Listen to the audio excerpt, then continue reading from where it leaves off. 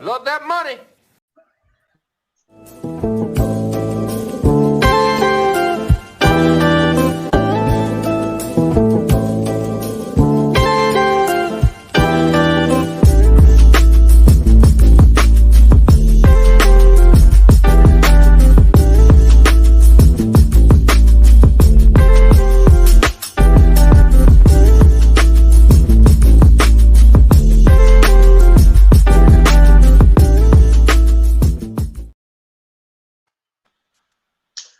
Man, everybody, first of all, we want to say welcome to all our followers, all our fans out there, Unfiltered, man. We welcome y'all tonight. We gave y'all a build up to this night because we don't blow smoke up y'all behalves. If we tell y'all expect some good stuff, you're going to expect some good stuff.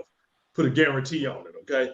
So, man, we are so happy to have these two individuals on here, man. I am just excited for what's going to happen. The first week of our interviews for March was amazing. And man, emails, still getting messages in regards to it. So, man, I love it. So the expectation, well, let me put it like this. I have no expectation. Right. That interview was something that we never expected, man. Like, that interview turned into something that, that was powerful for everybody participating in the show, everybody who watched and interact with us, man. Like I was so excited about last week. I look forward to today, to this beautiful couple. Thank y'all for coming on. All right. So what we just, what we want to do, expect Jordan could pop in, could not pop in. It depends what it is. He getting off of work. But I'm gonna go ahead and let my great bald-headed co-host right quick, and we just take it from there. We'll take it from there. Come on, man. All right, y'all know it's your boy Mac Daddy. 1-4 for the Unfiltered. Continue to share, like, and subscribe. And if you bald headed, rub the top of your head. The ladies love it. But everybody, he's shining up for the night. It's special. Yeah, your boy ain't want to wear a hat tonight. But everybody, thank y'all for continuing to rock with us. Thank y'all for continuing to spend time with us, continue to to interact. And we just thank and appreciate every one of y'all. And I'll let Rainy introduce our special guest. Absolutely. We had like I said, we got great expectation. It's it's a wonderful thing just for everybody out there to know that marriage is a great, incredible thing. It's even better when the marriage is working. And I tell you, when I see these two, it is just incredible how much. I've never seen couple. I've done a couple of marriages myself, and I got an excellent track record. So far, so good. But when seeing these two, when they got married, the happiness and the pleasure that was genuine. I mean, I ain't never seen two people laugh as much as they did getting married. And it was just incredible. And the love they have for each other cannot be fake. You can't be fake. So I am just with a great pleasure. And on top of everything that these two are doing, because they down in that state below Michigan, Ohio. Yeah, it was coming, But they got a lot of things they have going on. And I'm just gonna let them come and introduce themselves. But I just want to be able to just introduce both of my cousins, two philanthropists, two recently set aside pastors. This is incredible. I love it, man. And I'm just gonna let them come in their own way, however they want to be introduced. But I'm gonna give them with credit. You give credit where credit is due, and honor when honor is due. So I want to introduce to y'all pastors. That's got a nice ring to it, though. Yeah, we still trying to get used to that. That's good. I'm glad you put on the name. Yep. So Pastor Byron and Phylicia Hills. just welcome her to our show today. We'll give y'all the clap so we know everybody else can get Thank you. Thank you. I feel like give people a little bit more introductions of yourselves, just for everybody out there that is tuning in for you tonight. Okay, well, I'll start. We just some regular people, okay? We ain't all that. All these titles and stuff is nice, but Sure. we chill. We just love people and we love helping people. So that's basically who we are, and that's what we do. That's our passion. That's what we're excited about. With our business that we have, it's a joint venture. I do dance, and then my guy over here, he does tutoring and he does music. It's an excellent collaboration because it's what we love. It's our personal passions that we can implement because we love the youth, and that's what we focus on, the youth. So that's about it. We ain't extra now. We ain't deep and stuff. We real simple. But if you want the whole little spiel and you wanted the whole little layout and the little nice on paper stuff, you can go to our website, and we got it on there. We got our bios on our website. Yes. So you can check our website out, and you can see all that good stuff. Well, make sure y'all put your website out there. Of course, we want y'all information. Yeah, we're gonna share it on the on the podcast for sure. Hey, y'all intro music was fire, by the way. I don't know who did all that, but that was greatness. Oh, the whole thing, like that was nice. Just want y'all to know. Outstanding. That's outstanding, and I absolutely agree with y'all.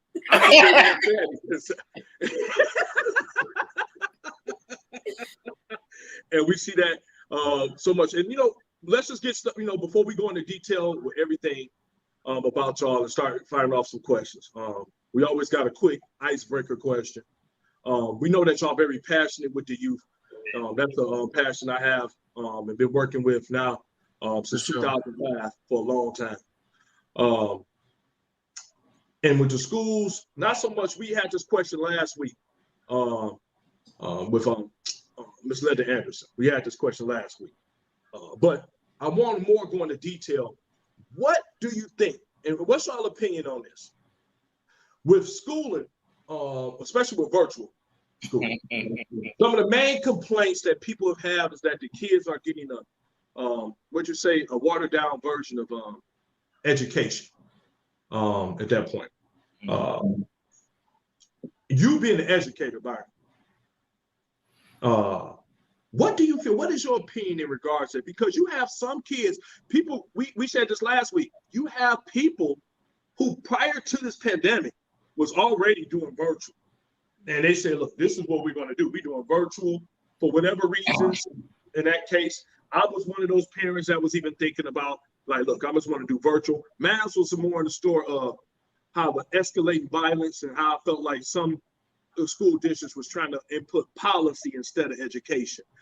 What is your opinion in regards to virtual learning? Is it, give us the plus and minuses of it, coming from an educator yourself.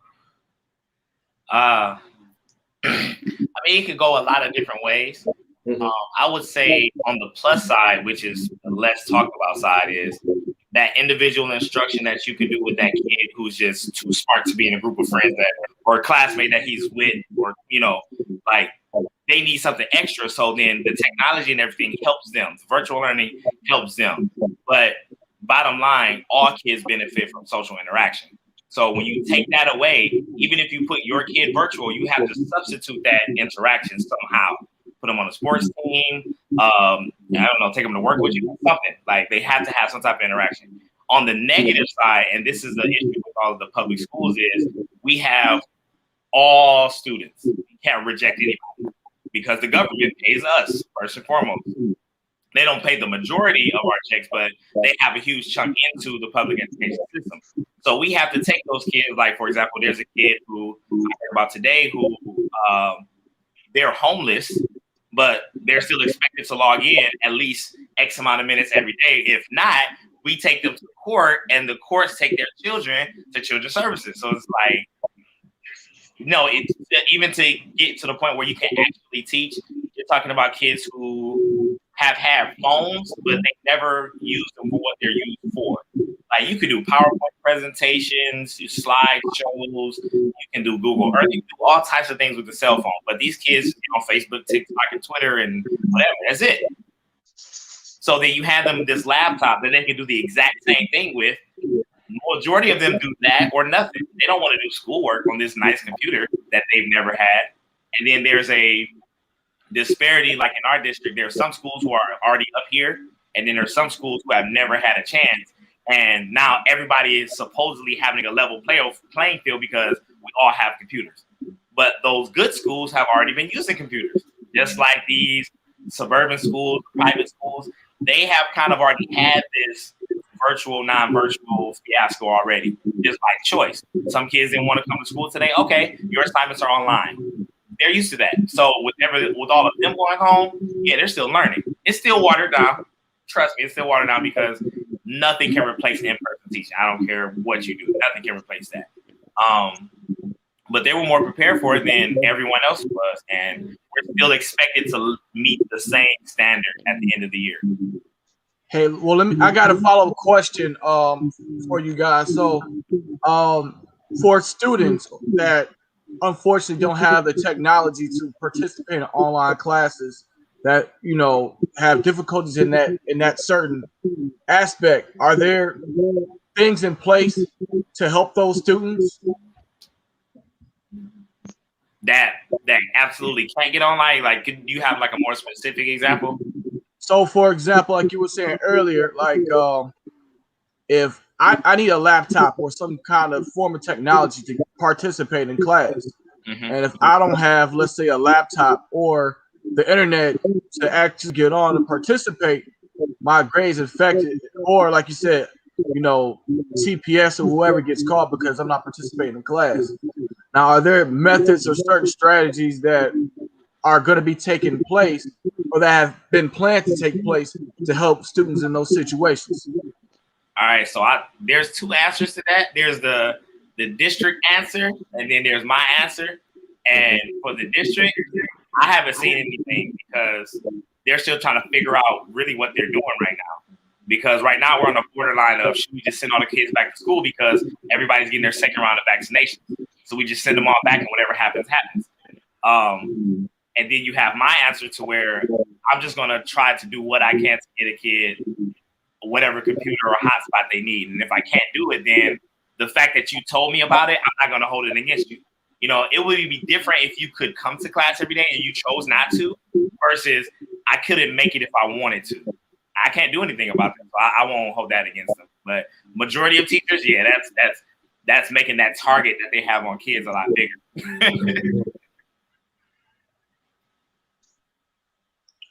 Randy, I'm good with my next question. You got a question?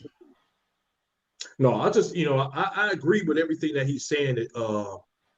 And I think that's where the hardest part is, because where it sounds is that it could be some right answers, a lot of right answers, and a lot of wrong answers for that question. So it really go by, it's really situational, like you said. Yeah. Because it's just really situational, because we just discussed here where, hey, Mackenzie, what's going on, kids? Like schools in Michigan. Rochester, one of the best school districts, not only in Michigan, but in the country. Mm-hmm. And how they had, what was it? The hybrid. And they've been doing this hybrid. So people have been ready. They've been prepared. But when you have to try to battle with the lack of resources, like you said, in public education, in school districts, specifically urban school districts, and you're telling them, hey, catch up to what this school district is doing. Yeah, exactly what they're telling us. Standard, and you got to get the same results that they get, even though we haven't given you any of the resources to even live up to that standard. Exactly. Right?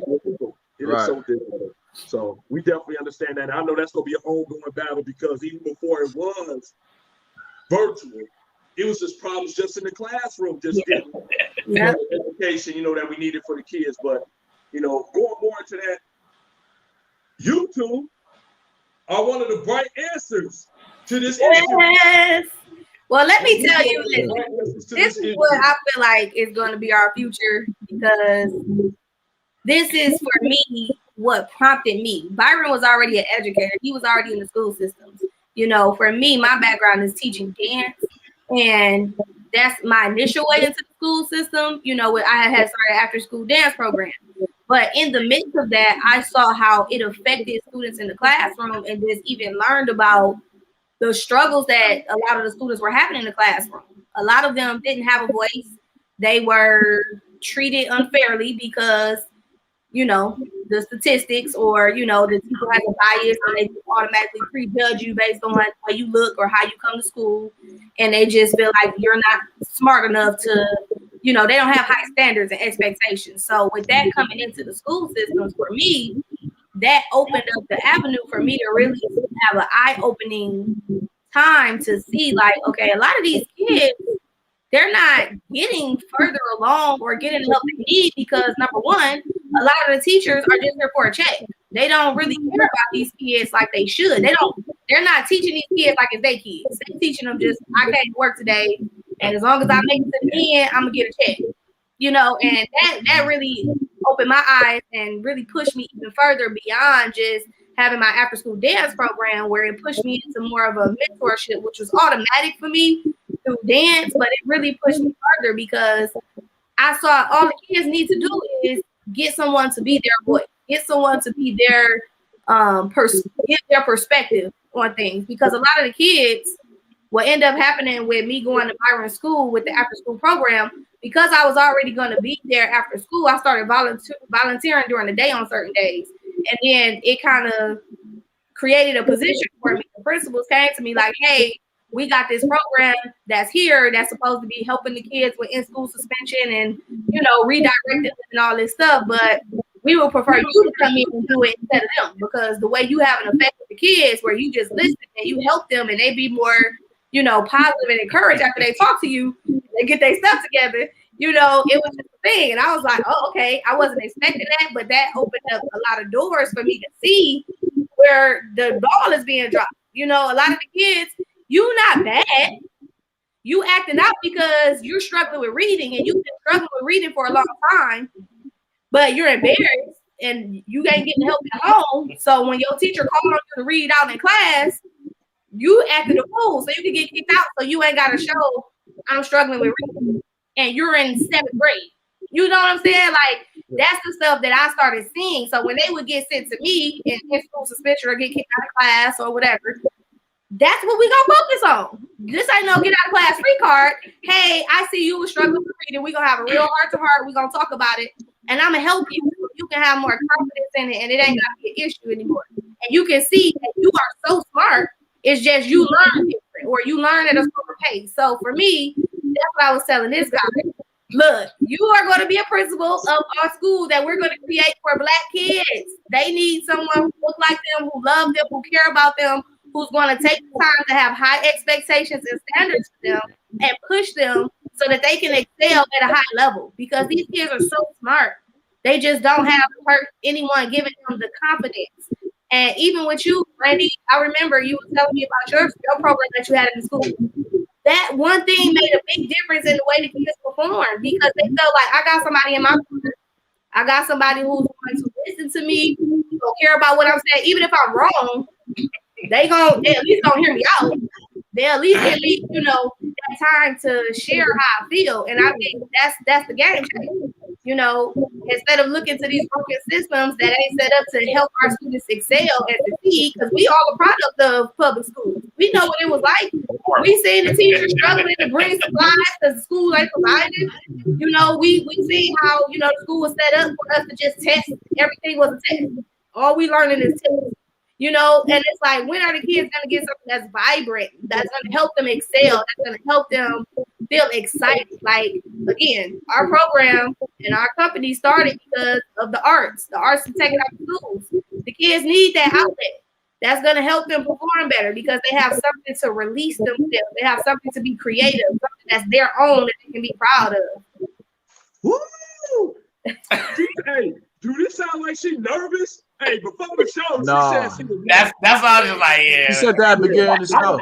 Nervous. It sounded like somebody passed. She was gone. She had her bite fist. Trying to hands up. Listen, I'm just saying, like, listen, okay, this is why I feel like this and why I'm turned up. I already love kids, and I just felt like they have a voice.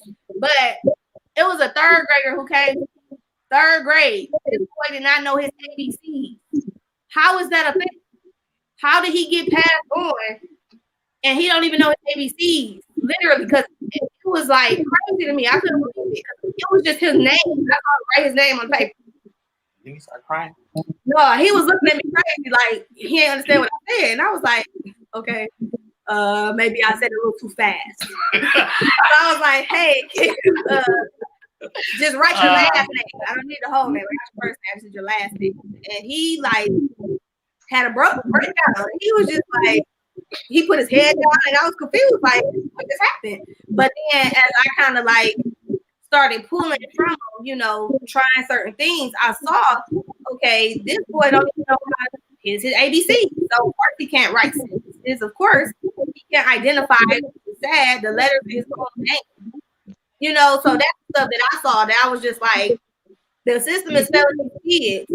And is this the Leave No Child Left Behind Act? That was a good idea if it was really set up to help the kids succeed. It's more so of, okay, even if you fail this whole quarter, you don't learn nothing. You came to school every day and we gonna pass you on. How? If they didn't learn what they learn for the next grade. Why that's going on? And you know, like I said, up here in Detroit, you know, as I said, I'm you know, still working in all the schools. I call it, you know, it's almost like a pacification, like almost like a mercy rule. Like, you know what? They've been here too long.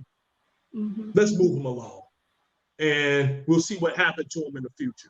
Mm-hmm. Because no one has sat down to actually find out and get to the root of it. People love fruit, but nobody ever wants to get to just the root of what's going on with the kids, like you just said, and everything. And I know, Mac, you had a question for him too, but it was just how I've noticed so many kids, you'll get in there and it's almost like it's so weird how they do it with urban schools. In a suburban school, if the class has got 10 to 15, that's great. Now you can get all the attention you need, right? In an urban school, if it's 10 to 15, we need to close this school down. There ain't enough kids going here. Yep. It's a big contradiction for tell us that. So you're telling us you don't want it overcrowded, which teachers agree with, everyone agree with, parents agree with. You can't learn what you can hide. But like I said, the biggest one is that they just pass them along. And I see down here, I want to get to the comments too for y'all. Sean say y'all his favorite couple. Also, Mackenzie, she said the last school I worked with, 2 out of every 150 students was either homeless or struggled with home issues. And on the surface, the decent, say it doesn't sound like a lot, but when you think about the individual child, that's their everyday life. That's very important. I agree with that. Sean said, he's kind of co-signed what I said it's a pacifier that. He said it's a numbers money game for urban schools, but they aren't putting money back into the schools. When they're putting money back into schools, just not urban schools. Yeah. I'm just being honest, but man, go ahead. I know you had the question for him next. So. All right. So just knowing y'all and even hearing y'all from this interview, y'all have a passion for kids and helping others. I have a 2-part question to ask both of you guys. When did y'all discover that, hey, I have a passion of helping younger people, of helping children? And my second part to that question is, I know, Brian, you were saying Phylicia was saying for you, Byron, that you had aspirations of being a principal. And Phylicia, I know you want to do other big things with children, like I said, with your talents. What is needed for you guys to get to that next level from yourselves or anybody from the community to get you guys to that next level?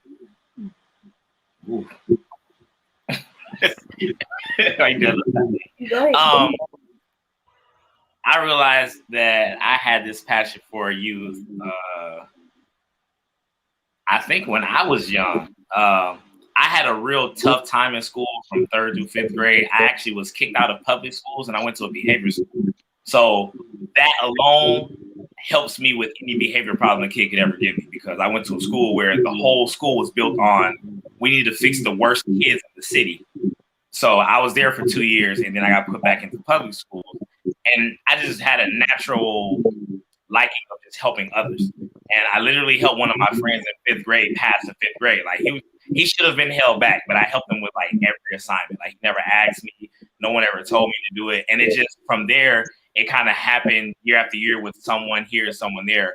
So for example, by the time I reached high school, I was in all honors classes. So I had juniors in my freshman class of math. I had juniors and seniors in there. And one of the star basketball players, who happened to be a friend of mine's older brother, he needed that class. He needed to pass that class in order to play basketball the next season. So that teacher paired him with me, and I helped him pass that class. So it just kind of cycled from there. So whatever I decided to do at the high school, whatever I want to take, was going to have to be focused on building up the youth, I guess. And I believe what I need to go to that next step as far as opening this school and becoming a principal, I definitely need to get a master's degree and my principal's license. Like once I get that, I believe I'm set. Because there's a lot of people who are just waiting, but they can't give me that level of, I guess, help unless I'm allowed to actually receive that, so to speak, you know. So that's me. Phylicia. I would say for me, it was starting at a young age. I feel like just from birth, I was just like, I don't know what to help you. I feel like I gravitated. I feel like it's the way my family was set up too. You know, we were a community. You know, it was just love. We looked out for each other. You know, so I think with that environment growing up, I think that's kind of what I to look outward when it came to school. Because in school, I feel like it was always some kid that was like the outcast, where, you know, it's the popular kids and then it's you over there. And for me, I felt like I was never either one. I was just in between. I came to school for a specific assignment to get A's and pass and be great, and that's she it. Actually came to learn. So I didn't really care too much about being popular and fitting in and doing all that kind of stuff. I was just like, I'm here to do what I need to do and keep it moving. But I noticed during that time that, like I said, it was certain kids who just was left out. You know what I'm saying? And I would naturally gravitate and pick up on that and come to their aid. You know, I would try to make it comfortable for them, or, you know, help them just be their friend. If I was the only person who was their friend, you know what I'm saying? So I think that kind of sparked me to focus on the students who are not necessarily given a lot of attention, the students who are really kind of labeled as bad or they got behavior issues, because I felt like when you actually get to know them, you will see it ain't what you thought it was. It's something different. So I think that's kind of what sparked it. And then I just love people. I just love being around people. I love the energy that people give off. You know, I'm silly. I'm always happy and smiling. So I love to give that. I think because I like to encourage people and I just want to see people happy.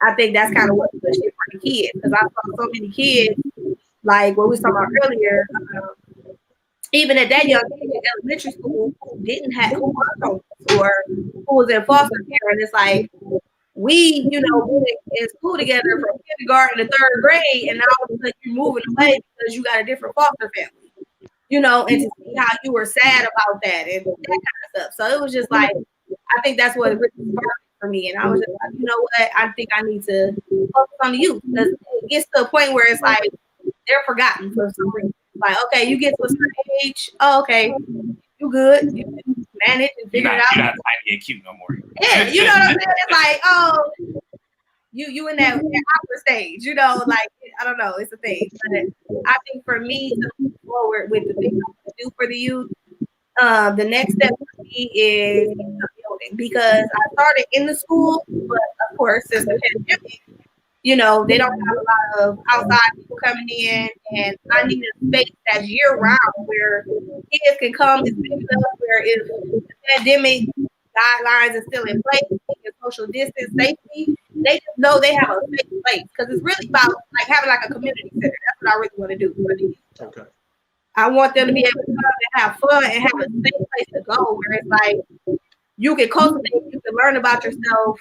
You're gonna be held accountable, you know, for your actions because that's one thing I think that listen with me and why I feel like I gravitate to them because they don't have all the time that you know it takes a village. When you grew up, you got in trouble. Everybody knew you was in trouble, and everybody said something to you about it and held you accountable. I feel like they don't have that anymore. It's like if one person says something to them, they'll cuss them out and feel like it's cool. And it's like you need people to hold you accountable. You need people to show you different options and different ways to do it. And so that's why I just want the kids to be able to have a life lesson and have skills to be able to cope in this crazy world that we in now.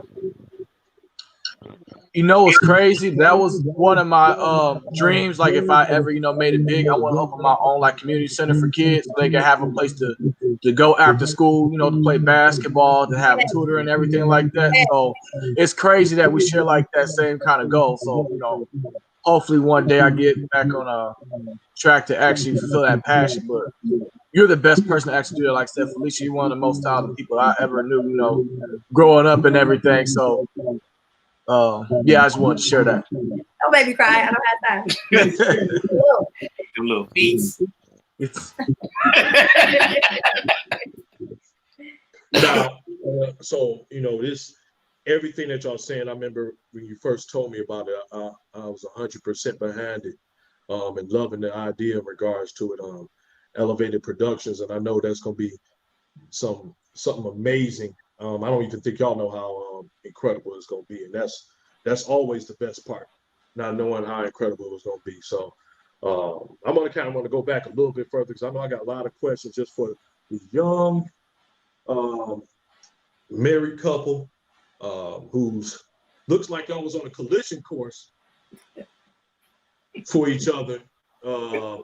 Basically what y'all been saying. So I know that collision course happened where I mean, I want to say Bowling Green. Is that where it initially happened at, or was it before there? Give me some details. Why are you looking at him? That's the same thing. See? He just me. Because he be good at telling the story, but we met in college. Yeah. That's how I was going to say. Go ahead. Yes, I will agree. Elaborate just a little bit. That's where the spark happened. And that's when she started whooping me in face 10. And to this day, almost 15 years later, she still be whooping me in face 10 on purpose. It's so bad. I ain't gonna lose. You gonna have to win. It's just like she don't be caring when I lose. Like I really tried this time. She's like, well, hey, whatever. Cards up. There's no love. I care. Just you gotta try harder next time. Well, she got it honest, man. We competitors. We don't. Yeah. The family. I saw that when I playing pit. I was just like, I was scared. I was like, no, I'm not going over there. No. Like we do not like nobody like losing. We don't care if it could be Uno. We don't care. It was like y'all was shooting dice, playing spades and domino all at the same time, y'all.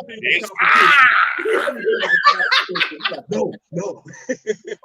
But the other aspect that I really want to. Oh, she be whooping. Oh, I'm sorry. No, you good. Go ahead. She be whooping on the kids too. So like, she got this twofold thing. I don't know what she says to them or talks to them when they go in that room with her. But I be in the other room teaching. I can't hear it, and they be coming out crying and whatever. But they go to class and they listen. I don't know what she does or what she says. And when she be playing the game, she be whooping on them like no mercy. Like. One kid, he thought he had on the cards right in pit, and he put them down, and she's like, no, pick those cards back up. One of my other students gave him the card that he needed because he was like, he looks sad. She's like, I don't care how he looks. It was so bad, I couldn't do nothing about that. I was like, hey, you're right. Just in case anybody out there don't know what pit is, it is man, I'm telling you, it'll separate the man from the boys and however you want to do it. So it's really, really, really, it's crazy. You got to have all the same cards. And I've seen so many people mess up because they don't know how to count. and it makes you upset because you're like, hold on, you're supposed to have 9. There ain't that. It's like you only got, hold on, put it back. Now you can mess it all up and everybody got to do it again. So somebody can grab too many cards. It's an awesome game. But also, in everything that y'all doing, because, man, we love it, man, because I know for a fact the youth is the future. And it's I remember people told us that when we was young, y'all the future, which is true. But it's always a constant handoff. That's why it's always, I never understood people that don't want to pass things along. And I think that it's been some kind of break in the generations of people being willing to pass things along to the next generation in regards to the selfishness. But with you two, and all that y'all doing, the most important thing that I want to try to go over, especially with couples that might be married, so especially some married couples that are trying to figure out some things, because there's some couples that's not even as busy as y'all. How do y'all maintain your marriage? How do you maintain it? It takes time and it takes communication. You have to be very intentional about communication in any relationship, not just marriage, but any relationship. If you can't communicate effectively, it's not going to work because you're not ever going to be able to be on the same page. You're not going to be able to, how the other operates so that you can, kind of adjust to it. You know what I'm saying? I feel like it's a lot of components that go into it, especially if you're married and you're business partners. Everybody's different. So I think, again, communication is key, because if you don't communicate well, it's going to cause problems. And I think, too, with balance, I think that's an important thing for us, because we were doing so much, like with ministry, we were doing, regular working, then we were doing business stuff. It can take a toll, but if you don't take time to really have date night, that's something that we started implementing. It kind of organically happened, but the main thing is you have to be friends first in marriage. You have to be best friends. If you don't have a friendship in your marriage, then it's always going to be really hard to kind of please the other person or make the other person happy. I feel like when you start with a friendship, the friendship doesn't have that extra pressure. It's kind of like, okay, if we real friends, I can tell you the truth. I can talk to you straight up and be like, hey, this, and vice versa. So I think if you keep that at the core, it's easier for you to navigate through the marriage, because you can shift in between the two. Like, all right, I'm not wife, you're not husband today. We just friends. What's up? Let me have a real heart to heart with you. What's going on? So I think kind of keeping it in check with where we at, what we got going on, and how we can work it out together. I think that's how we kind of balance it and make it work. All right. Quick question for y'all too. Well, one, what's up with the juicing? Their juicing is amazing. Yo.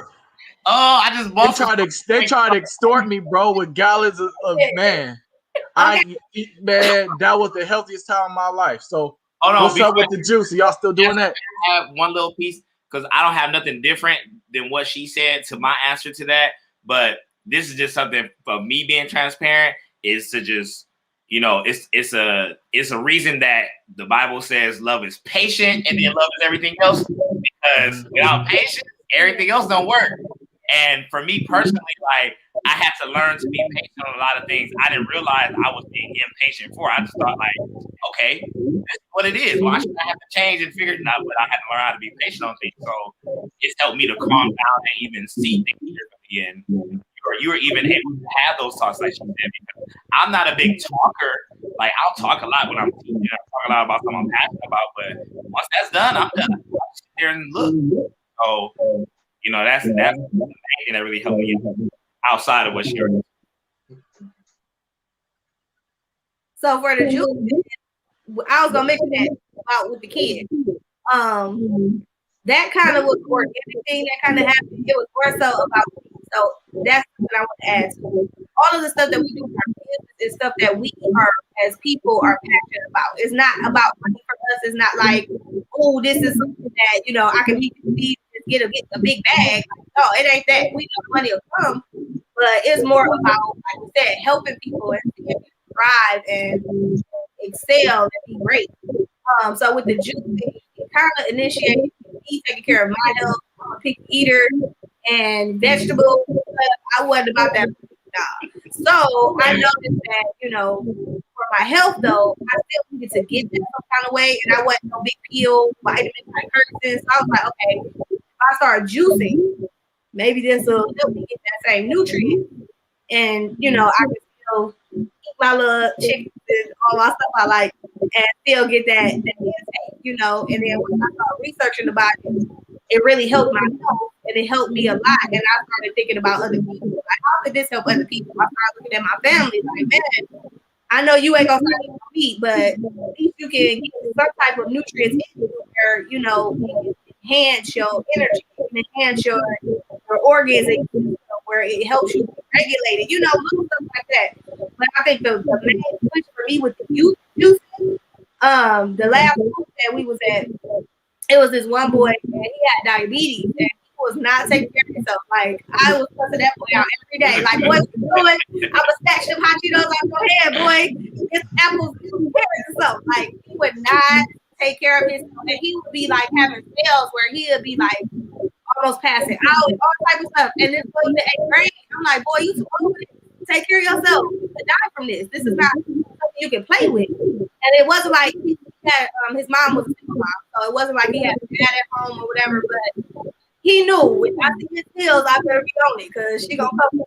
And for me, that's what kind of sparked the juicing, where I wanted to do my life that, where it's like, okay, y'all get hot Cheetos and snacks and slushies and all this stuff, all these processes they give you for lunch. If I just, you know, bring my juice to school and make y'all some vegetable juices and pass them out, I know for a fact that's gonna help y'all. So that's what I kind of took on with him, just to see. That's one of the things I wanted to do, like a case study with the I'm still working on it right now, but I wanted to do a test and try to see if that would help alleviate his sickness and his disease. Because I noticed that a lot of stuff, the sickness is coming from what we eat.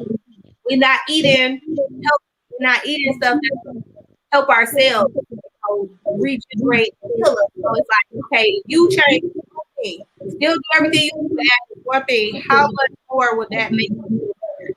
How much more would that, you know, regulate your body to be healthy? So like, I need for that, I want to buy nutrition. That's what I really want. I'm not necessarily like you're rolling. I'm not necessarily like stuck in one place because, you know, home. So I want to be able to come back and work in Ohio, where else in the future I could, you know, do this and people can get in the community. You know, people don't go. So we like the juice truck, like the ice cream truck. You know, listen, that's what I gotta do. All right, really quick question. I'm gonna let Randy go ahead. Just a small little thumbnail. How important are friends outside relationships? Are friends important? Like, since being married, like, are they necessary? Like having friends? Necessary? No. I mean, that's just me. I don't necessarily need friends, but at the same time, I know I want to have friends because of the type of person I am. But that level of care or priority that those friends would have had, for me, that all has to go here first, and what's left over, and I can pick it up with y'all. But you know, this will make me happier than anything y'all can ever do, obviously. So I'm gonna work on this first. And hey, I'll see y'all when I see y'all. I love y'all. I'll see y'all when I see y'all. If you can't respect that, then you don't respect it. So. I would agree and disagree at the same time. I feel like they are necessary to the point of when you need to stay you. Because I think so. That's one thing that we learned in marriage. It's gonna be 5 years at the end of this month. You know, you have to make sure.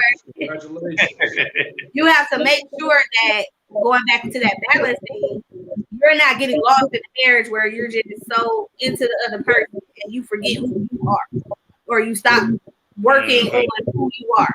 Individually, two people coming into this, and you gotta maintain those relationships, because when it's time for you to be you, you need to be able to have an outlet. You know, you need to be able to have someone that you can go to and talk to.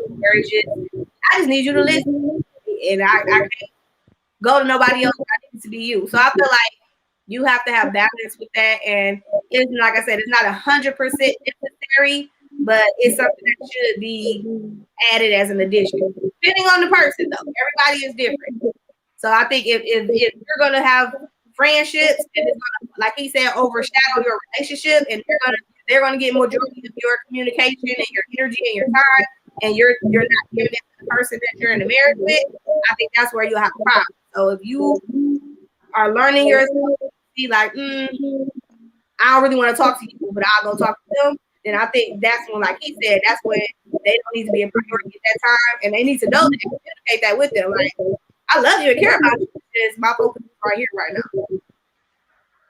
Sure. Cool beans. Cool beans. I like that. They talking right. They look like they kind of got loosened up for the most part, especially people. As I was talking, I was going down there. I just went to your website itself.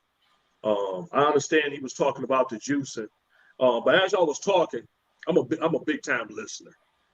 So, to me, it looked like y'all hitting, especially when it comes to the youth, every aspect of some of the major issues that go on when it comes to the youth in the community. I'm not trying to be funny because, like I said, I do the juicing. I don't know y'all gonna get Mac to do juicing. Mac don't like vegetables and stuff. So Mac know about it. Yo, cuz they had me like this, like you come with that juice, man. I need the gallon joint. They brought pictures over and everything, dog. I'm gonna do that, man. Y'all got him to do it cool. Y'all got him to do it cool beans. But like I've been doing it for a while now. Just normally with I'm heavy on spinach, blackberries, blueberries, everything that could just get my energy up, because I just realized a lot of that. My biggest concern was, like I said, with the health, with just, especially as a Black man, it's that one aspect that a lot of people just forget about.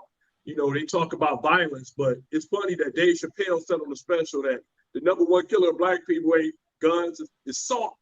And when I thought about that, it's just because of the health issues that we just table salt.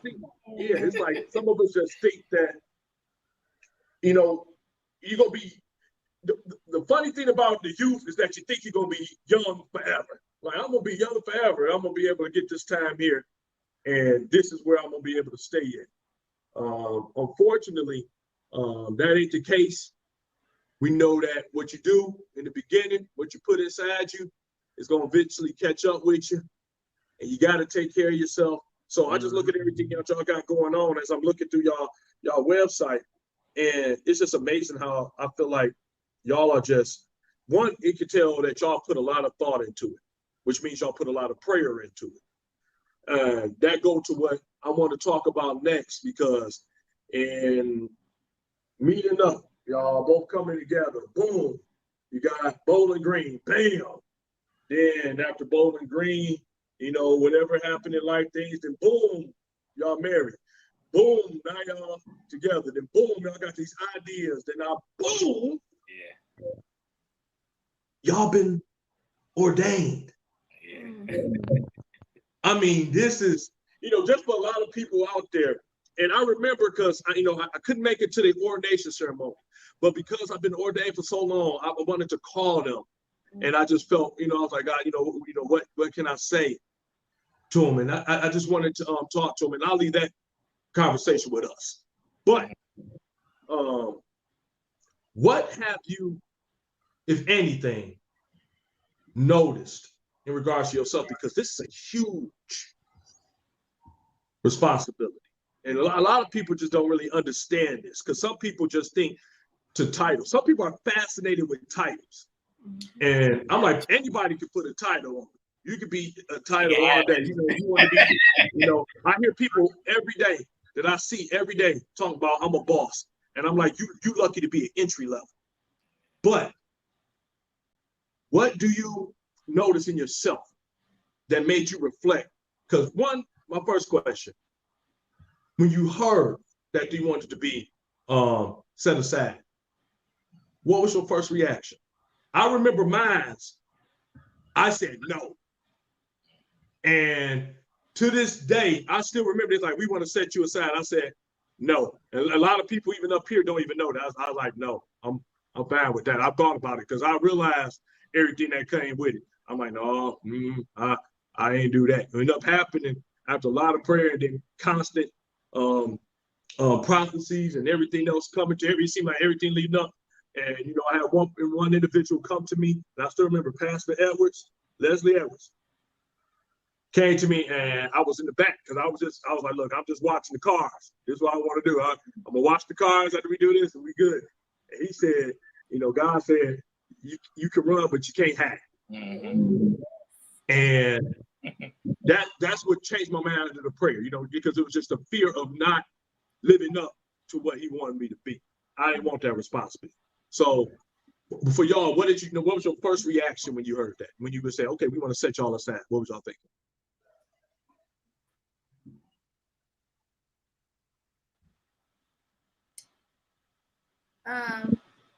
For me, it was the same. It wasn't a necessary no. It was more of a, let me go pray on that. And depending on what you say, I'll let you know what it was. Do something that a person felt like I needed to do because they felt like I needed to do it. I wanted to do it because this is something that God has ordained and put in his plan for me to do. And that would be beneficial, not just to the kingdom, but, you know, that would enhance, you know, my life. I don't want to do something that I don't feel ready to do.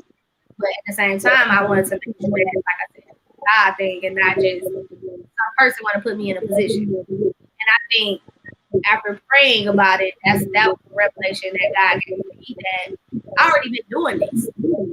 You know, even with the youth, that's what pastoring is. And I think for me personally, I just had to understand on my level and my terms. I'm not a real deep, oh Father God type person. I'm real practical. Like I'm like,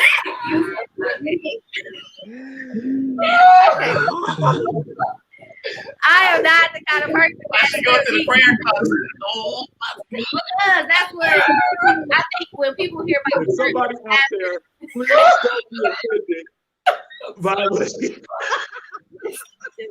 wait, you turn up. He's like, oh. Girl, he's about to pray heaven down. Okay? Oh my God. But I think people think they just automatically go to that. And for me personally, I was cool into that point though. It's like,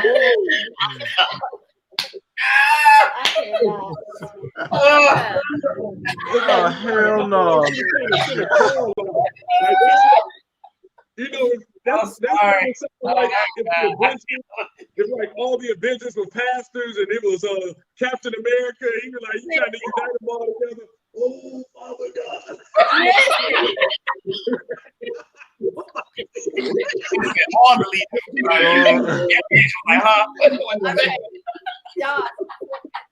Because I think that's what people think when it comes to having a relationship with God. Just, even that kind of position is just a holy, untouchable type thing. And for me, it's like Jesus is my best friend. Like, cool, you know what I'm saying? So for me, it had to make sense to me in that kind of way. Where it's like, okay, is it a relationship or is it like a job? I'm not trying to do no job. If this has to do with relationship and helping people, and I don't have the ability to do it, but God is going to do it for me, then yeah, I'm down with it. And I think that's what for me was like, you have to do this because you've been prepared for this, but you've been really doing in the trenches for so long. This is only the next step. You had to know this. You had to know you had to move forward. So for me, it was like I had all the preparation, and that was y'all. Go ahead. I have that question. My initial response, okay. I guess my initial response was I just felt like it was inevitable. Like when I first, it wasn't like somebody told me. I just felt it. Like, yeah, this is kind of. Now you ain't gonna look like that. You know, I grew up Baptist. I'm not gonna look like a Baptist preacher, but in that office and that level, that's what I need you to do. And my initial response was like, I'll cross that bridge when I get there. All right. And it was just interesting in meeting back up with Phylicia after college and after that separation, that one of the people there, had in the bathroom, he said, "Oh, so you're still running, huh?" Like, at that time, I didn't understand the prophetic for real, but that was like that. Okay, you ready? It's coming real soon. I'm like, you done made the necessary steps. Like, it's about to blow your mind. You don't know when it's coming. That was my thing, but I was appreciative that I still had that same attitude, because kind of how it ended up coming about. I didn't myself personally, but I knew that was the goal. Like, this is what it is. This is the moment. Like, go with it. So that was my initial. You know, fear there because, like, I've already experienced how people will place a mantle on you that you didn't ask them to. Like, oh, you can't act like pastor. Pedestal. Oh, I'm sorry, I didn't know I could watch comedy and stuff anymore. That they didn't tell me. Sorry. So I'm thankful for that, because I'm still fighting to stay myself and not let people change me and what they perceive me to be because of that title in front of my name. So I won't introduce myself as Pastor Byron. My name is Byron. And keep it moving. That is like, I love that. I love hearing that.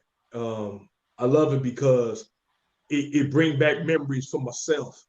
Both of y'all explanations of it. It was just, incredible, because it's like, it.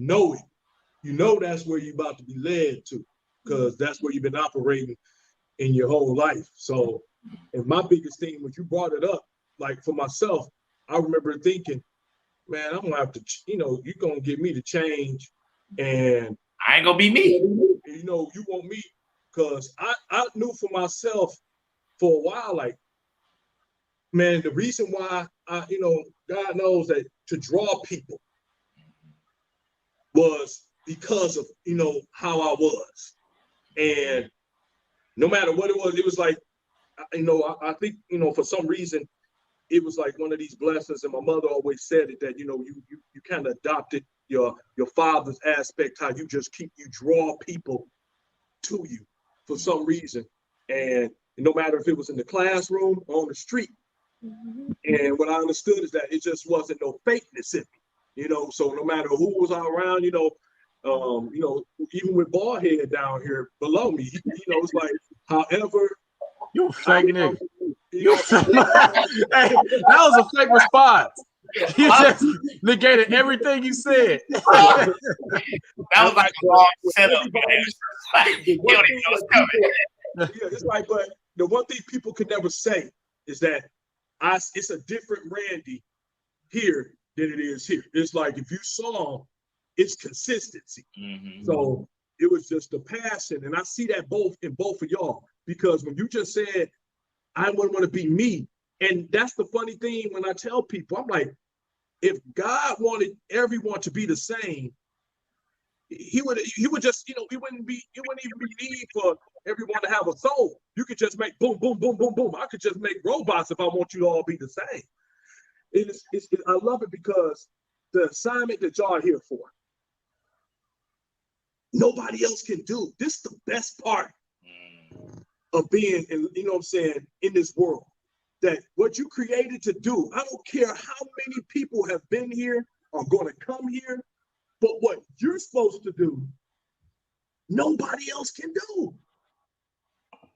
And when people can get a hold of that aspect of it, to realize, my goodness, you don't have to be a carbon copy of someone else.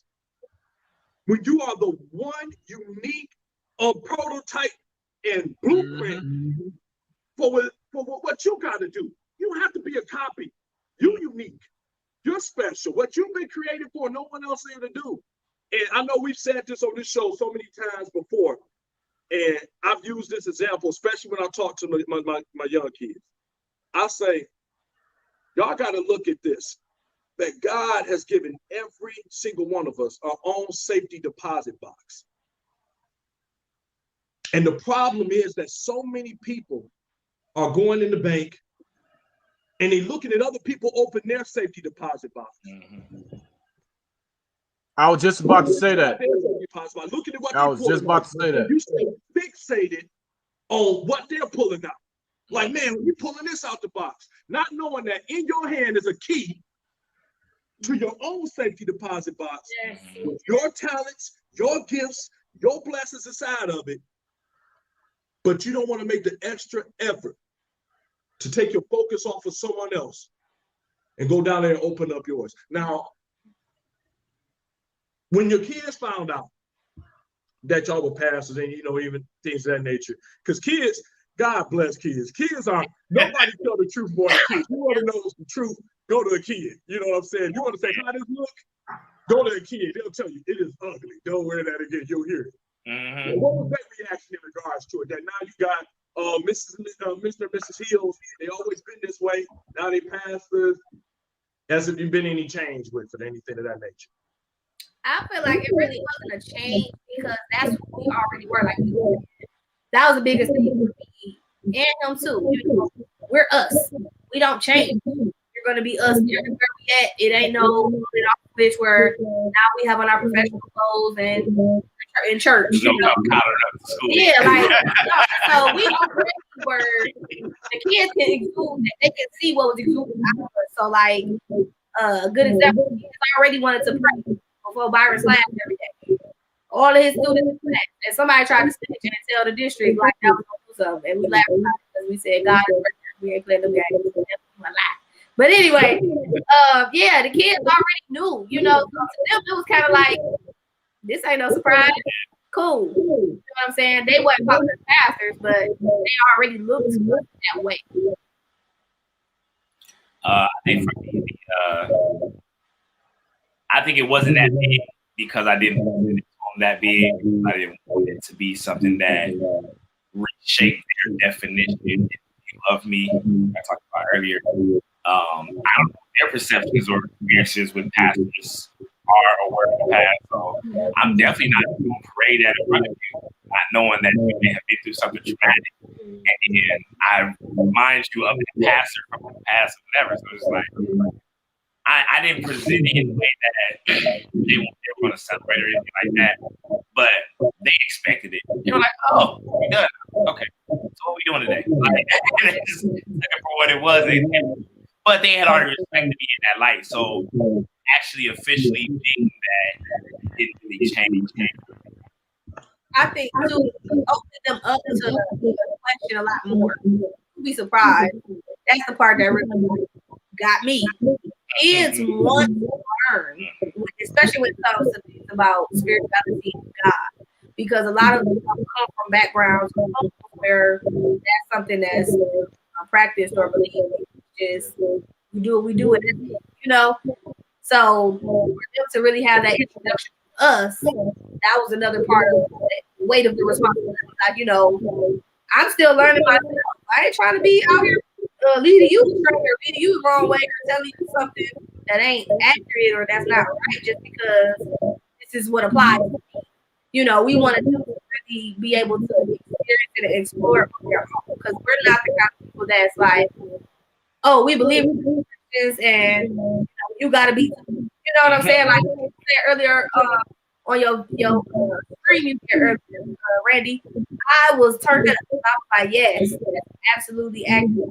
To be honest, all of us serving the same God. Y'all just think because you got these different forms of it that it's something different, but it's the same one. And I think that's what it is, you know, speaking to them in the way that they understand it. I'm not going to be here trying to quote scriptures to the kids. I'm just going to let them know what's the golden rule. Okay, you treat us the way you want to be treated. That's scripture. But the way I present it to you wasn't like so deep even extra. You know, it was just something that you could take and be like, you know what, that's right, Phil. You see what I'm saying? Stuff like that. So Go with me to the Old Testament. oh, God. So let me ask y'all this: as a teacher, educator, and mentor, what advice have somebody given you guys that you still apply to this day? That's very helpful in you guys' quest to become the best Byron and the best Phylicia. I would say for me, don't compromise who I am. And I think that was big because a lot of times I would be in places where everybody's doing it a certain way.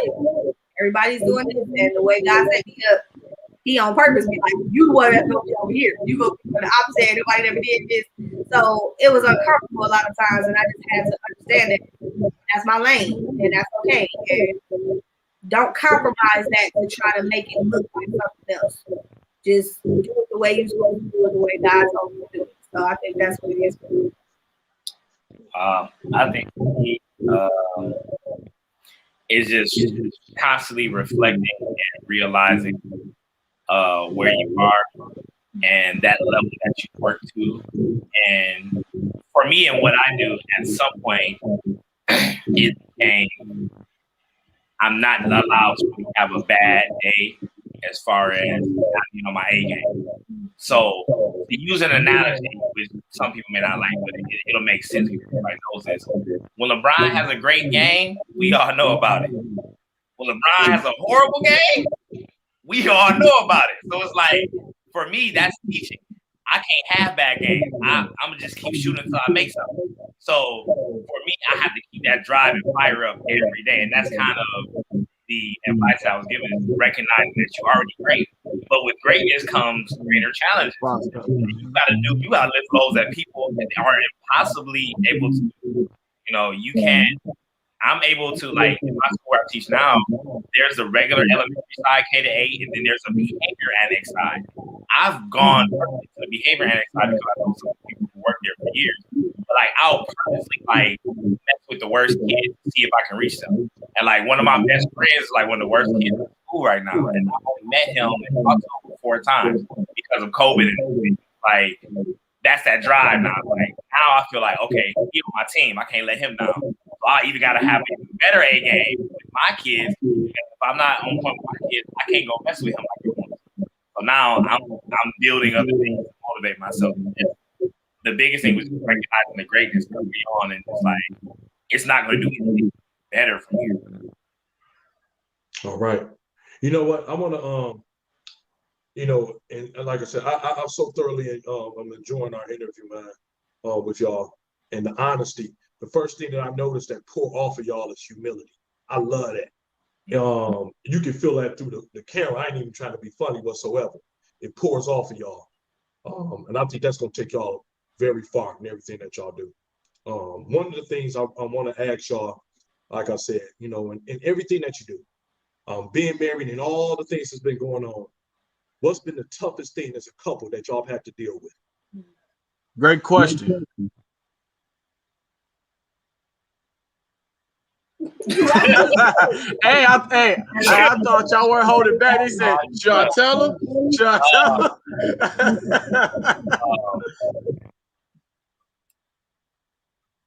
him? Climbing out of the adverse and negative emotions you feel after committing adultery, for me.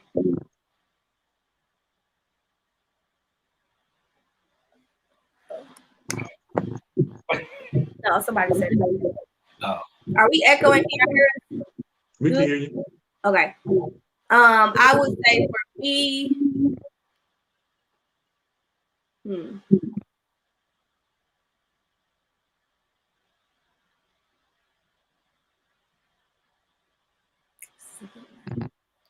I would say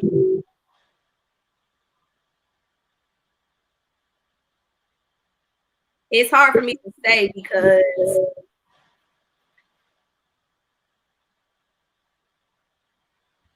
it's something that I've already been doing. or that's a part of me, but I feel like I had to learn how to explore that and go deeper with it, I guess you could say. For me, it's just grace, understanding grace in a deeper way than I've already understood it before. And I say that because based on what he just said, you know, a lot of people come into marriage and like we already said before, they just focus on the marriage and the wedding. It's like, oh, this is so nice. And they get stuck in the honeymoon phase. And with us coming into marriage, you know, with premarital counseling and everything, and the conversations we had, we understood that this is a wonderful thing for us. Like, we don't want to be married multiple times. We want to be married all the time. And I'll say for better or worse, you know, good, bad, and ugly. And I feel like a lot of people don't, when the ugly comes, because it's uglier than they thought it was going to be, because they didn't even expect it to come, they run, you know, or they just feel like, okay, well, biblically, the Bible say I can leave because this is what God said. But it's like if God is a God who doesn't make mistakes, if God is a God who promotes forgiveness, then that for me, that's where it came in. It's like, okay, for me, I have to understand what is it that we're focused on, or what is it that we're dealing with, and go beyond the surface of what I see. What's the real issue? What's the real things that's causing these things? So for me, it was grace, extending grace and staying in the place of grace. Because a lot of times it's like with forgiveness, like we talked about, or y'all talked about last podcast, forgiveness is key. But you know, we all be on the surface level. Because it's like, oh, okay, I'll forgive you for this. That's lightweight. When you do something letting me, like, you know, you gotta take a minute. Like, I don't even know if I want to forgive you. So you gotta get to that point where you want to forgive. You want to not hold that person accountable because you are getting punished for what they did. So I think for me, that's what it is. Like y'all said earlier, you know, y'all can see your humble, you can see that's real. You know, that's why even with Pastor, we real. We're not trying to be fake and act like we all got it all together. It's a perfect picture. That's not what it is. Work. So I feel like for me, it's grace and love, of course. Love is the main thing. If you don't love the person with, and you don't have a godly love, godly love is just the way the world takes love. If you read the Bible and you read what God explains love is, that's totally different from what we think. So I think that's more so where I poured the grace, understanding God's love, and then adding the grace. Man, I tell you, you know, that's definitely what I was expecting. But it's amazing when people, ain't it funny how it's easy, like when you have to make a vow or a quote, it's easy to say it. Mm-hmm. Like you're like, all right, I'll do this, I'll do that. Yeah. But then when you got After Pastor Rob made me drink all that wine. But woo, you got to put it to work. That is the question. That's why I know all the time, and I really applaud y'all on that, because it's something that you said that stuck out to me. Is you said that people's on the surface, and you know why people like to stay on the surface? Because digging requires work. Yeah. If you gotta dig, you gotta work. So you gotta dig out your own soul salvation. There you go. You go up there. It's easy for people to say, "Man, there's something going on with this tree." Y'all know they were miners, right? Phew, man. The Philippians, they were miners. That's where that came from. You got to dig out your soul salvation like you're digging for gold and silver. Yep. And I'm telling you, and what it makes it so incredible is that when people, I think sometimes when people say the vows, and it's crazy because me and Matt was just talking about this. Literally, we was just talking about it. Yep. That people, and I've sat up there in front of people, and I know some people like, man, I don't know if I'm gonna get Randy to marry but what I do is I kind of go over everything, because standing here, you know, I filed for divorce, you know, and I understand the work it takes in a marriage, because it's work. People, I'm like, if you don't want to work, you need not be married. Don't even think about it, because it may not be your cup of tea. It takes so much, because you're becoming one. And people think that's an easy process. It ain't for the faint of heart. Insane to think that merging and becoming one, y'all are gonna bump, y'all are gonna rub each other, because nobody irritates you like the person that you're with. Especially when it's ugly. Like, you know, just being in a healthy marriage, like, listen, that joke Kevin Hart said about the Jews, that's real. I promise you that's real. I didn't think it was. It took some time. That's real. Bro, like, you offer the juice and you at the store and everything. They're like, no, I don't want nothing. And as soon as you drink your juice, they want some. Like, why? Dog. That could have bought you 5 juices. But you want some of mine. 5 juice. I'm telling you, that's Christmas. I never knew that would make me that angry though. Like, I'm like, I've never been this mad before over some juice. And you know what's crazy? Like I said, just even it's some of the simple stuff that just blow out of proportion. And that's why I learned that, like, wow, like in other relationships or even like friendships, whatever, like I wouldn't trip about nothing this small. But once it gets a lot bigger than like what you expect, like it's a deeper, like a deeper hurt, and like, okay, like, why are you doing this? But like the ugly is the toughest part of the marriage, man. And it's like just live it, like sometimes living it, and just knowing that the quit button is there just makes you want to put in more work. It's just like, man, like I ain't got to deal with this, or like why I chose this, and like I can always just file the divorce or just give up, and just always having that option to say, hey, I want to work on it, or I want to sacrifice, or I want to go ahead and do anything just to make it work. It's hard work, but like I said, you know, at the end of the day, it's worth it. Like I said, I want to say I love y'all too. Like just for y'all to just pour out y'all humility and just to be honest, man. Like it's refreshing, and I appreciate y'all, man. Like I love y'all honesty. Absolutely, because they could have got on here and said something like, worst day we the orange juice got drank. I'm like, okay, yeah. It's over with. It's done. It's aggressive. It's over. We would have all these comments that said they was good up to that orange juice comment. And just to get up here and like pour out your heart and even say things that people don't even know or not their business to know. Yeah. Just to be able to help somebody, man, it's very commendable. I can't say that I would do the same thing on certain stuff like that. Though, right? It's because the calling they got on. Yeah. It's the calling. See, people think leadership is popularity. And if they think that, they are so grossly misconfused. Leadership is a lonely place. People will never understand that. Leadership is a lonely place because leaders have to make the decisions that everybody else is afraid to make. Yep.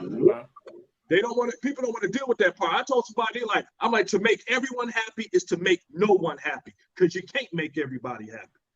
Leaders make the hard decisions, and they do it for what's the best for everyone. Not the best for half, not the best for the other half, the best for everyone.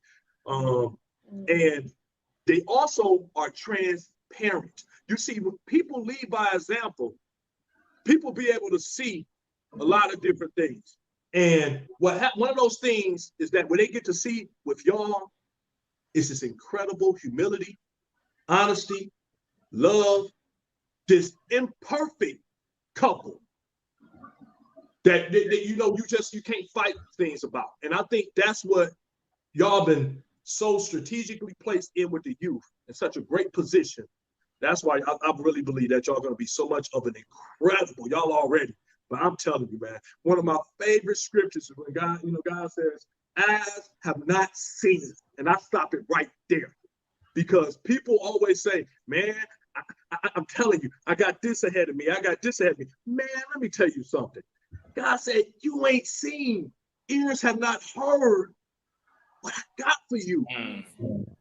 And I'm like, do you understand what that is saying? It's saying in all of the stretches of your imagination that you have, you can't even put together what I got for you. So, and your best bet is to just trust me. And it's like I've said, and I've quoted, when someone asked me on a podcast not too long ago that two of my mentees was hosting, and they asked me what was the keys to my success. I say, man, I sit in the back seat of the car. I don't even sit in the front seat. I sit in the back seat. I trust God to drive the car because he keeps me in my lane. Yeah. He keeps me focused on I don't even have to be, all I gotta do is stay focused. Half the time I even gotta look out to the road. He like, trust me, just sit back there. I got it. Because every time I say, oh, you should have took a left there. Oh, no, you should have took a left right there. No. Right. Let him do it because he know it, because I ain't seen what I got ahead of me. Yeah. I feel in my right now for y'all, and like I said again, before we go, because I know we're getting close to that mark, man, we appreciate y'all so much. We do. And just being completely honest in regards to everything for us, man. And like I said, we're going to put y'all information on our page because we want to promote this. It's so incredible. And that's also, this all in Toledo too, right? Yep. Everything in Toledo. Toledo, Ohio. And I mean, we can travel depending on what it is, you know. Okay. Hey, y'all got that fixed for, brother? Y'all got that juicy juice? Yo, I got that juicy juice, bro. I promise you, I got you. I'll be at y'all door like this, like, hey man, I need that prune juice, that prune and grape juice, baby. This guy is so crazy. Shaking the change. Let me get a freebie, man. Let me get a cup. Listen, Randy gonna figure it out when he gets up. He goes. Hey, cuz, man, look. I was like, look, I bought something just to support, and after that, I'm like, look, man, I need a $50 bottle.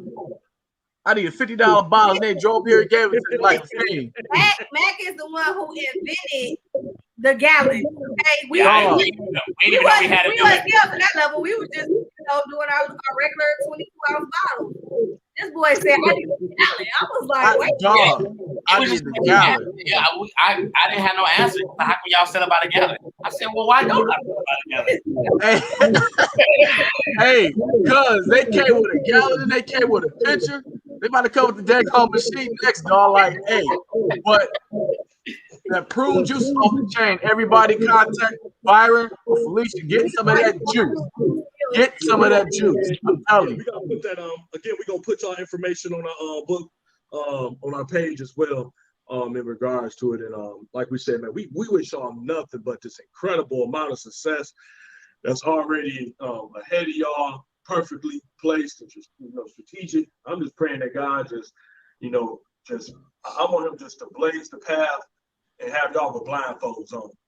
Yeah. And that's my biggest prayer for y'all. I want y'all to be able to just blaze through, let him carve that path. I don't care what mountain, I don't care what obstacle has to go through. That what he do, he blaze that path, make it plain to you, that you hear his voice clear as a bell and everything that you have to do, and ongoing success for the both of y'all, your marriage, your business, and everything. I don't know if y'all want to say anything before we get ready to close out with y'all, man. We appreciate y'all so much. I knew you was about to look at it. I felt your face. That's how you know we've been married for a long time. You can feel a movement happening. You ain't even gotta look. You know what already happened. I knew her face was turned. That's why I looked. I knew it was turned already. I don't have anything to say. We just want to thank y'all for considering us, thinking about us. We love y'all too. Thank y'all for all the love and support. Again, we just want to try to help people be better. It's all about helping. So pass it on, share it on. All of our stuff is in development, so we're revamping and refreshing and making everything better than it was before. So plus in my, subscribe to us, and I promise we ain't gonna disappoint. How many times a day? Phylicia know how to do every dance on her. I don't. But I will say, if you guys, my dance teachings and classes is not just for not for kids, for everybody. So if you an adult, just Listen, pandemic wave. I'm about to start some classes. Lord. Or just, work it out. Yeah, home still. Let's get it in the living. Not make excuses. Some people ain't here. You just want to dance and move and have fun. Still lose weight. Phylicia, you can't dance better than me. I'm gonna just tell you that. Hey, dance better than me. We gonna have a dance battle. That's I'm gonna smoke you. I'm gonna smoke you. We gonna have a dance battle. You see how that turned her into a different person? She's like, what you said? You can she turned to a whole different you can't mess with me, little. Hey, I'm gonna call you little cuz. You can't mess with me. We come down to dancing. Look, that's gonna be our next fundraiser. We gonna have a fundraiser. It's a dance battle. We don't have to do this. Bet. Out here. Like I was saying, if you got kids who need dance training classes, LA tap, modern jazz, hip hop, African, praise dance, move. We get no matter the age, 0 to 5, on up. It don't matter. I can get them moving. We can work it out. And that goes to the adult too. You're trying to get moving, get back active. I already started a little bit with a we just every day for started the month of March. Every day. We just do that, move around a little bit. So if you want to join in, hit me up. Okay, so I did put in our comments, but I'm gonna just put your whole website onto our page as well. So again, that's Elevated Productions LLC.com. We're gonna put it on there spelled a very specific way. So all of you high intellect people that don't realize the coolness of using the 8 instead of the A, we're gonna put it on there so that way you don't mess up. Talking about I looked up elevate. I spelled it right and everything. I spelled check. It just didn't work. Hold on, it's not working. It's not working. Man, we appreciate y'all so much. We do. Like I said, we were looking forward to y'all, and again, y'all didn't disappoint. Man, to everybody out there, first of all, thank y'all for our guests tonight, Pastors Byron and thank y'all. Thank y'all so much. All the philanthropy and work that y'all doing down there. We love y'all and everything else. Thank you for everybody that was tuning in tonight. Go ahead and share this out next week. Why y'all battling already? I'm warming up. Y'all can even wait. Like it's just like I was like, oh, for real? Oh, for real? That was a sticking point. She didn't like that. Dog. Over here throwing dirt on my yard. She was pumping on you. Next week we got more guests coming out for you. Next week we got a friend of our show. Not only a friend of our show. This is like my cuz. You know what I'm saying? I got a little sis right here next to me that's married. You know what I'm saying, married. This who I got coming next week is like low key my actual like kind of partner in crime, because I started with her doing her show. Yes. She has been nothing but supportive. And I told her she can't. I'm telling you, man, I know God has got me dipped down in prophecy, because I prophesied her success on her, man, and I was right on. So I remember telling her in her ear, and she watching it, she can clarify this so she can tell you if I'm lying. I told her in her ear, her book side, and I said, I'm not surprised. I told you this was gonna happen. And I believe you. I've been believing in you. So make sure y'all got the book. That this woman is going to be great, because she's always been supportive. She's always on our show. She's always blowing us up. But now we are going to be able to dig and pick her brain like we did with the Hills this week. Next week, we got blogger.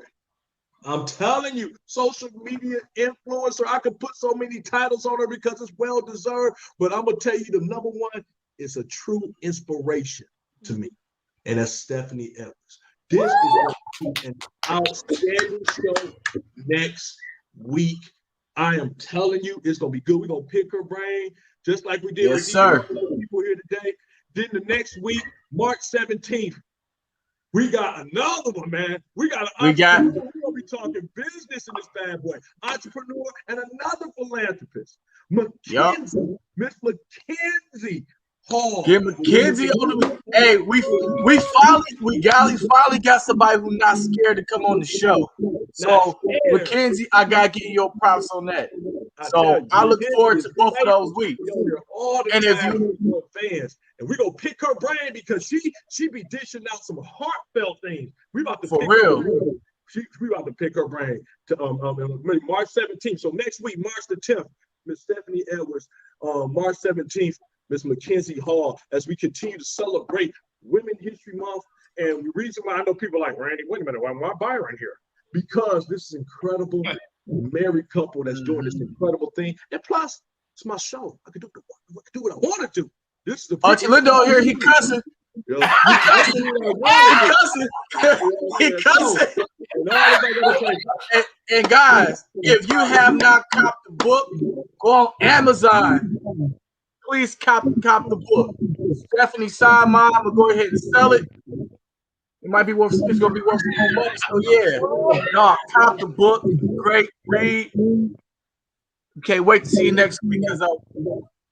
All right. So on behalf of Mac, on behalf of our guests, Mr. and Mrs. Hills, man, we appreciate y'all. Thank y'all for tuning in. Continue to share, like our page, follow it, so y'all can keep up with everything that's going on, and y'all can be notified like this. Bing! I'm telling you, it works. Bing, bing, bing, bing, bing, bing, bing, bing, bing. But and all tonight, because I know a couple of y'all like, man, no, I have to stop watching. I'm about to go watch Snowfall. Yes, sir. Hey, Snowfall getting deep, bro. I can't do Snowfall getting deep. I ain't watching, so I'm not gonna do it. Get Hulu. You would have to never worry about missing it. I'm not gonna do it. But again, man, on behalf of everybody here on my crew, we thank y'all so much. And for everybody else, man, we will see y'all next week on the 10th. Thank y'all. Good night. Love y'all.